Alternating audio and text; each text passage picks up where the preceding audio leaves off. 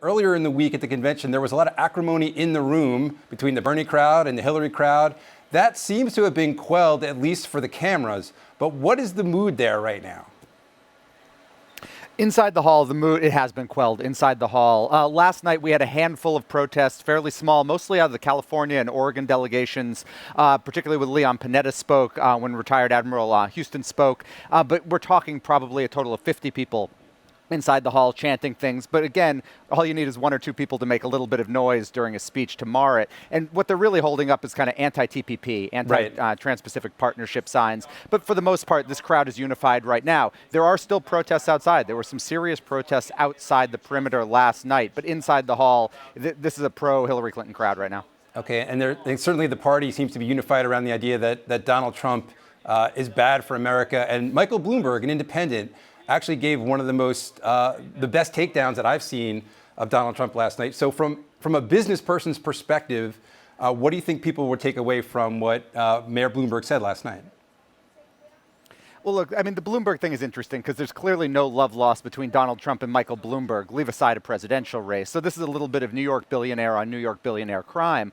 But look, Michael Bloomberg said what a lot of business people in New York have said. They don't believe Donald Trump is the wonderful businessman he says he is. They think he's a phenomenal marketer. He is great at putting his name on things, but think that his presidential campaign is more of a marketing campaign than something of substance. And kind of broader than that, when you talk to business people here in Philadelphia, clearly Clinton supporters, they say their big concern is a certainty concern. In other words, that the pitch they're making to fellow business people is, yes, she might raise your taxes if she becomes president, but you'll at least know the general policies and the general direction. Whereas with Donald Trump, who is on the opposite side of so many issues, sometimes within the same hour, you have no idea what you're going to get with a Trump presidency, and uncertainty is usually the thing that business people like the least. Right. So how would you compare those conversations this week at the DNC to last week at the Republican convention where you were also covering for us?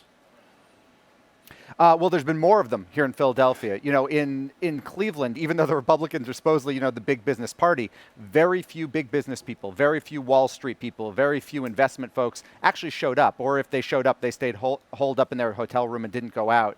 Here in Philadelphia, it's very different. All the folks who you would expect, the traditional Democratic big money backers and business people, are here. If you go to the Ritz-Carlton in downtown Philadelphia right now, there's a huge lobby area, and it is kind of the hub of activity. If you just sit there, you will see the Fortune 500 kind of walk you by. And as I said, they're fairly supportive of Hillary Clinton. She is a known commodity to them. Her husband was a known commodity to them. And for most of them, obviously here, they showed up, and they showed up in force, which is a little bit ironic, given that this is the party that, of course, has the socialist candidate who made major inroads. Right. So real quick, Dan, so we started this with the clip of President Obama saying Hillary's the most qualified presidential candidate ever. Has she or anybody made a case that she's qualified to be commander-in-chief of the economy? And do you think we're going to get any of that in tonight's speeches?